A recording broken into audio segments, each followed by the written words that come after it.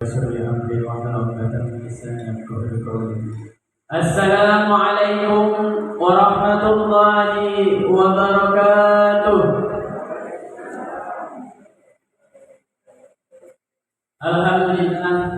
Alhamdulillahi rabbil alamin. Assalatu wassalamu ala rasulillah Sayyidina Maulana Muhammad ibn Abdillah wa ala alihi wa ashabihi wa mawala. Ashhadu an la ilaha illallah wa ashhadu anna Muhammadar Rasulullah.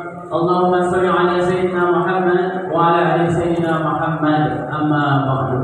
Ma'asyiral muslimin, bapak-bapak dan ibu-ibu yang insyaallah dimuliakan oleh Allah Subhanahu wa taala. Pertama-tama marilah kita bersyukur kepada Allah Subhanahu wa taala yang mana Allah masih memberikan rahmat, nikmat beserta taufik dan hidayahnya kepada kita semua, sehingga pada malam ini masih bisa oleh kita untuk hadir di masjid ini, walaupun banyak saudara-saudara kita di luar sana tidak bisa hadir pada malam ini. Labaku gang nampak ya aku pada malam yang dulu. Dulu lebih banyak waktu aku bersiko. Ini labaku gang. Iko adalah suatu pemberian yang mulia dari Allah Subhanahu wa taala. Allah masih menetapkan, masih mencurahkan nikmat keistiqomahan iman di dalam diri kita.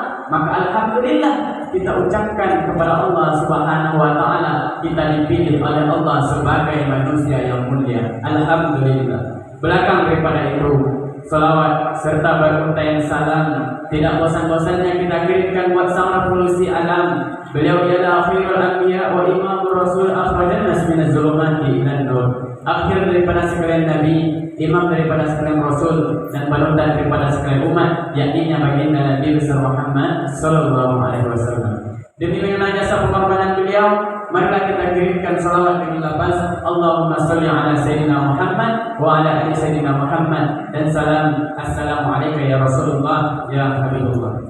Bapak-bapak dan ibu-ibu yang insyaallah dimuliakan oleh Allah Subhanahu wa taala. Tak perlu perkenalan lenak mak. Lagi nanya mak. Aku tak orang bogas itu. Tak perlu perkenalan. Baiklah, adapun tema santapan rohani kita pada malam ini, yakninya dua dosa yang apa?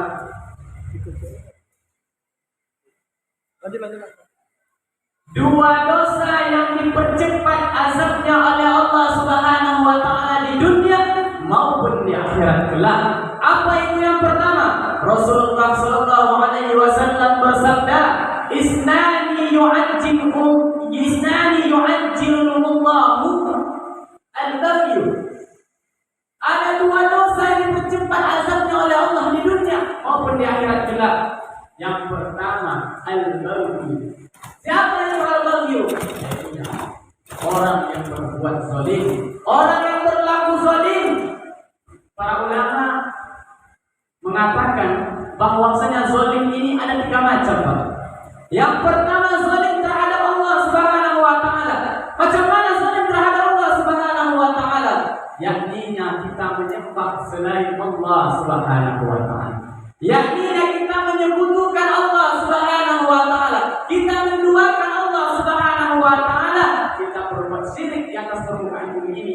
Itu namanya zalim terhadap Allah Subhanahu wa taala. Yang kedua, menurut para ulama, berlaku zalim ini yang kedua, yakninya berbuat zalim terhadap diri kita sendiri.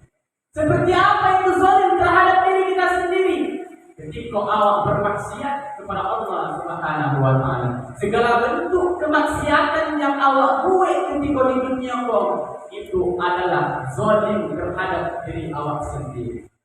Suatu saat akan dituntut di hadapan Allah Subhanahu wa taala, akan ditanya nanti di hadapan Allah Subhanahu wa taala. Maka jangan zalim terhadap diri kita sendiri. Yang ketiga, menurut para ulama, zalim terhadap orang lain. Seperti apa zalim terhadap orang lain? Kita berbuat zalim kepada orang lain. Contohnya ketika seorang pemimpin yang tidak peduli kepada rakyatnya, yang makan uang rakyatnya, yang korupsikan uang rakyatnya, yang tidak peduli kepada rakyatnya yang fakir miskin, maka itu adalah zalim terhadap sesama manusia. Setiap perlakuan zalim ini akan diminta pertanggungjawabkan oleh Allah Subhanahu wa taala. Baik itu zalim terhadap sesama manusia maupun zalim terhadap sesama hewan ataupun zalim terhadap tumbuh-tumbuhan, itu akan dipertanggungjawabkan di hadapan Allah Subhanahu wa taala. Ma'asyiral muslimin, bapak-bapak dan ibu-ibu yang insyaallah dimuliakan oleh Allah Subhanahu wa taala. Itu yang pertama. Jadi percepat azabnya oleh Allah Subhanahu wa taala ketika kita berbuat zalim di atas permukaan bumi. Yang kedua kata Rasulullah, wa uqumul walidain. Yang kedua yang paling dipercepat azabnya oleh Allah di dunia maupun di akhirat kelak, yakni berlaku kasar kepada kedua orang tua kita. Melawan kepada kedua orang tua kita, membentak kepada kedua orang tua kita, maka ini akan diazab oleh Allah di dunia maupun di akhirat kelak, dipercepat azabnya oleh Allah Subhanahu wa taala. Nah, oleh karena itu, sebelum kita diazab oleh Allah Subhanahu wa taala di dunia ini, maka minta maaflah kepada kedua orang tua kita. Minta tolong kepada kedua orang tua kita. Ridallah ridho walidain. Wasakhatullah fi sakhtil walidain. Ridhonya Allah Subhanahu wa taala tergantung kepada ridhonya kedua orang tua. Dan murkanya Allah Subhanahu wa taala tergantung kepada murkanya kedua orang tua kita. Jika kita ingin melihat Allah Subhanahu wa taala tersenyum kepada kita, wahai bapak-bapak, maka buatlah kedua orang tua kita tersenyum, maka Allah akan tersenyum kepada kita. Berbaktilah kepada kedua orang tua kita, jangan menjadi anak yang durhaka kepadanya. Sudah banyak contohnya anak-anak yang durhaka diazab oleh Allah, dilaknat oleh Allah Subhanahu wa taala. Dipundang mati, dikutuk menjadi bangku. Itu akibat apa? Durhaka kepada kedua orang tuanya. Diazab oleh Allah di dunia sudah mengerikan azabnya, apalagi di akhirat kelak. Nauzubillah min dzalik. Maka berbaktilah kepada kedua orang tua kita sebelum kita menyesal. Karena sekarang ini banyak anak-anak yang durhaka kepada kedua orang tuanya. Sekarang kita durhaka, maka nanti ketika orang tua kita pergi meninggalkan kita, di situ baru kita menyesalinya. Menyesal tidak ada gunanya karya kita, tidak ada gunanya uang berlimpah, tidak ada gunanya mobil yang mewah, tidak ada gunanya rumah yang bertingkat-tingkat ketika kedua orang tua kita pergi meninggalkan kita. Di situ nanti kamu terasa ketika orang tua sudah pergi meninggalkan kita. Apalagi seorang ibu yang luar biasa jasanya kepada kita semua. Lupakan kita dengan ayah engkau yang melembut kulitnya karena menafkahi kita dari kecil sampai saat sekarang ini. Lupakan kita kepada seorang ibu yang meregang nyawa mengeluarkan kita ke bumi ini. Rela mati supaya apa? Supaya kita hidup di atas permukaan bumi ini. Coba kita bayangkan berapa kali seorang ibu tidak dapat melaksanakan sholat tahajud di tengah malam karena kita menangis sampai pagi tiba. Berapa kali seorang ibu tidak bisa melakukan sholat sunat duha karena najis kencing kita melekat pakaiannya. Berapa kali seorang ibu diusir di tempat keramaian karena kita merengek yang memecah begitu telinga orang-orang di sekitarnya. Bayangkan, luar biasa pengorbanan seorang ibu kepada kita sebagai anaknya. Orang tua kita tidak meminta apa-apa, Pak. Tidak meminta untuk dibalas jasa pengorbanannya, tidak. Tetapi apa yang diminta oleh kedua orang tua kita? Wahai anakku, nanti ketika aku sudah dipanggil oleh Allah Subhanahu wa taala, maka mandikanlah aku nak sebagaimana dulu aku memandikan engkau ketika kecil. Pakaikan pakaianku nak sebagaimana aku dulu yang mengenakan pakaian engkau ketika engkau waktu kecil. Bedakkan aku nak sebagaimana dahulunya ketika engkau kecil, aku yang membedakkan engkau. Cuma itu yang minta oleh orang tua kita. Orang tua kita hanya minta doa kepada anaknya.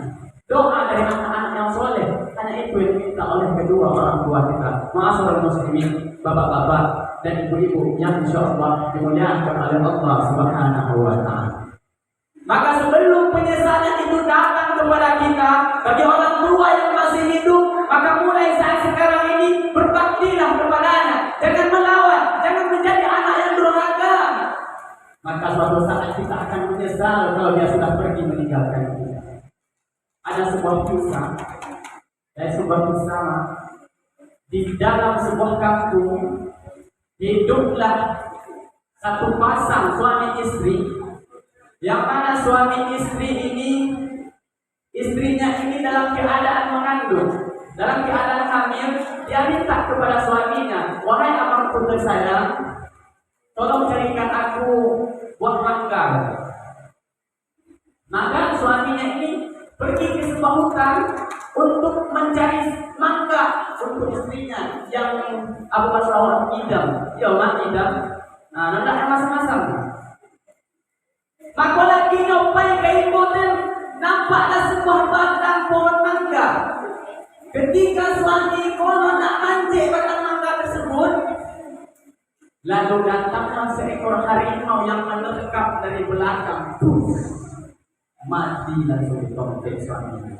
Tinggallah seorang istri hidup sebatang kara. Padahal di dalam kandungannya ada bayi yang akan dilahirkan. Singkat cerita, ketika ibu ini melahirkan, maka lahirlah anaknya hal keadaan cacat pak. Matonya koda atau sabola. Anak sabola bola mati. Jadi omanya berpikir, ketika nanti anak dan koda ini akan pasti malu dengan kawan-kawannya karena tidak ada matul sabola. Maka omanya berinisiatif, didonorkanlah mata omak untuk anak tersayang supaya anak tidak malu. Dipindahkan mata omaknya ke mata anaknya supaya anaknya tidak malu. Maka operasi lah. Selesai diganti mata omak ke mata anaknya. Ketika anaknya modal masuk sekolah dasar, maka anaknya kursus selesai sampai kelas 6, maka itu perpisahan mak. Ketika perpisahan SD itu kan diundang, orang tua diundang, lalu anaknya berkata kepada ibunya, wahai ibuku, besok pagi adalah acara perpisahanku di sekolah. Maka aku harap kepada ibu, jangan datang acara perpisahan yang besok pagi. Alhamdulillah. Lalu orangnya menangis mendengar perkataan anak. Apa dia macam itu nak? Dijawab oleh anaknya. Wahai ibu, aku malu jika seandainya nanti engkau datang ke acara perpisahanku. Engkau tidak mempunyai mata sebelah, wahai emak. Malu aku dengan kawan-kawanku, mak. Lalu apa kata seorang emak yang menangis tersentak hatinya digitukan oleh anak. Maka dia mau tidak mau supaya anaknya senang, supaya anaknya bahagia, maka emaknya tidak pergi ke acara perpisahan anak. Besok pagi lusa acara perpisahan.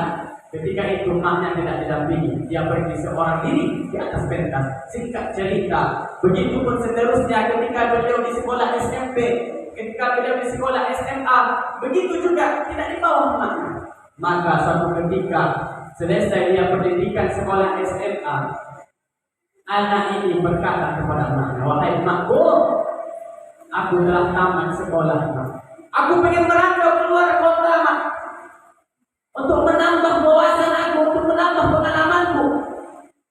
Padahal emaknya tidak mau melepas anaknya karena itu anaknya yang satu-satunya. Tapi emaknya ingin anaknya bahagia. Ibunya ini melepaskan anaknya merantau. Maka merantaulah anaknya. Sekian puluhan tahun kemudian, anaknya menjadi orang sukses. Anaknya menjadi orang kaya. Lalu emaknya pengen bertemu dengan anaknya tersebut. Datanglah emaknya mencari alamat.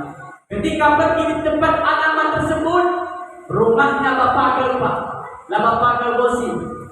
Gak pakai remote pagar. Ketika itu ada sampah, dikiranya pemulung emaknya ini tadi. Hampir diusir sampah, lalu datanglah anaknya yang tadi. Datang anaknya, Kemudian dia berbicara kepada emaknya, "Wahai ibuku, mengapa aku pergi ke sini?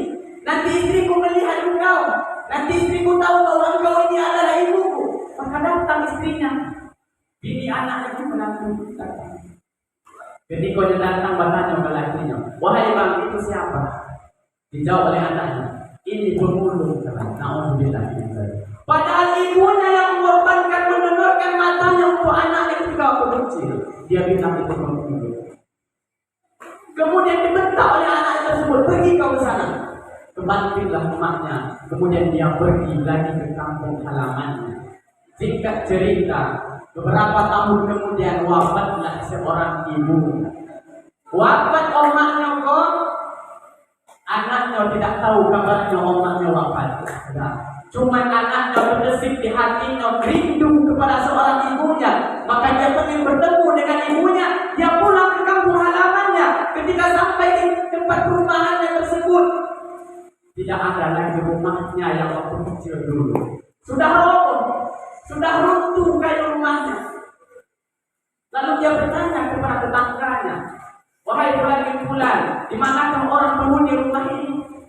Lalu dijawab oleh tetangganya, "Orang yang menghuni rumah ini sudah wafat beberapa tahun yang lalu." Lalu seketika itu juga dia menangis, anak ini menangis. Dia tanyakan, "Di mana makamnya?" Di situ kata tetangganya. Maka dia berlarilah ke makam ibunya, menangis sekencang-kencangnya seketika itu. Dia berlari ke makam ibunya dan dipeluknya makam ibunya. Dia minta maaf. Penyesalan datangnya di kemudian hari. Ketika itu tidak ada lagi gunanya harta kekayaan kita. Apalagi seorang ibu yang telah tiada. Hidup ini terasa hampa kalau omak tidak ada. Kalau ayah masih tak ada, omak masih ada, ayah tak ada, ibu masih bahagia, masih dapat kasih sayang dari omak. Tetapi kalau ibu telah pergi meninggalkan kita, hidup ini terasa hampa, tidak ada gunanya. Harta melimpah tidak berguna, mobil mewah tidak berguna, semuanya tidak berguna. Maka oleh karena itu, mumpung ibu kita masih ada, minta maaflah kepadanya. Minta edolah kepadanya, bersujud di hadapan kakinya, "Maafkan aku, maafkan atas kesalahanku, Ma." Ridha Allah tergantung kepada ridha orang itu. Itu masih di dunia azabnya, Pak. Tidak sampai di situ, di akhirat kelak diazab lagi oleh Allah Subhanahu wa taala. Diriwayatkan bahwasanya di akhirat kelak orang yang paling terakhir masuk ke dalam surganya Allah Subhanahu wa taala siapa? Yakinnya. Siapa yang paling terakhir masuk ke dalam surga? Golongan siapa? Ada orang tahu? Setiap kita umat Nabi Muhammad SAW nanti semuanya akan masuk ke dalam surga Allah Subhanahu wa taala, walaupun dicuci dulu di dalam api neraka bertahun-tahun, tetapi umat Nabi Muhammad pasti akan masuk ke dalam surganya Allah Subhanahu wa taala. Namun yang golongan yang terakhir masuk ke dalam surganya Allah adalah anak-anak yang durhaka kepada kedua orang tuanya. Ketika itu Rasulullah SAW berdoa kepada Allah Subhanahu wa taala, "Ya Allah, ya Rabb, apakah masih ada umatku di dalam api neraka, ya Allah?" Lalu apa kata Allah Subhanahu wa taala? "Ya Muhammad, ya Rasulullah, umat engkau masih ada di dalam api neraka." Lalu Rasulullah pergi ke dalam api neraka dan melihatlah banyak golongan umatnya yang berada di dalam nerakanya Allah Subhanahu wa taala. Kemudian Rasulullah mengangkut golongan-golongan tersebut. Di situ orang berzina diangkutnya ke dalam surga, dicuci dulu ke telaga Al-Kautsarnya baginda Rasulullah SAW. Diangkut orang yang berjudi, orang yang mencuri, di situ semuanya diangkut. Dan yang paling terakhir golongan yang masuk ke dalam surga adalah inilah anak-anak yang berhak kepada kedua orang tuanya. Rasulullah berkata ketika di dalam surga kepada Jibril, "Wahai Jibril, apakah masih ada umatku yang berada di dalam api neraka?" Lalu apa kata Jibril? "Ya Rasulullah, umat engkau masih ada di dalam api neraka."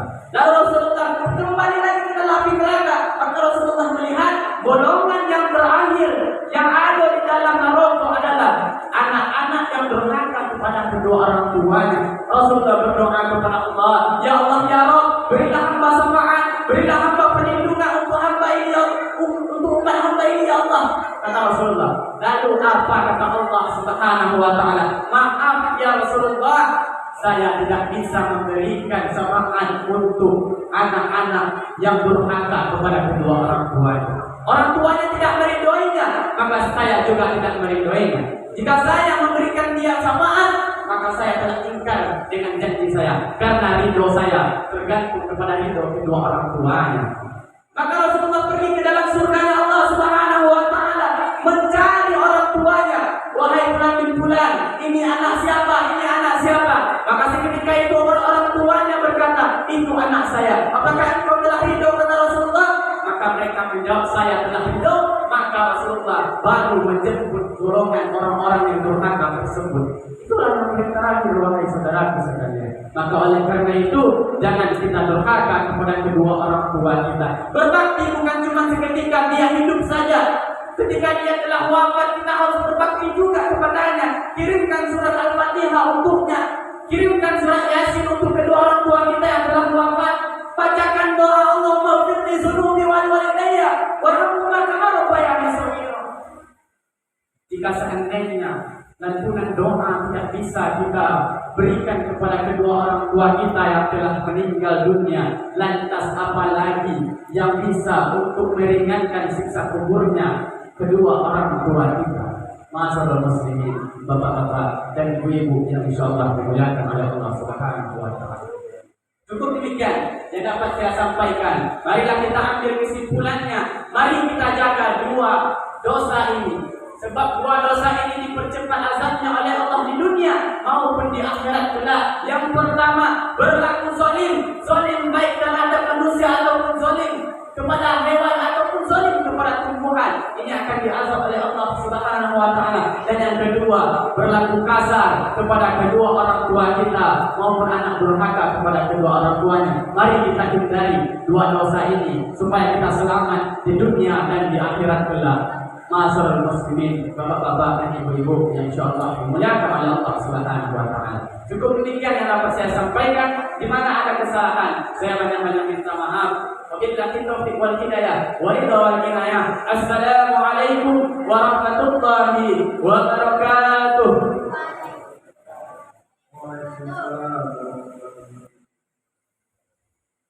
Terima kasih Ustaz.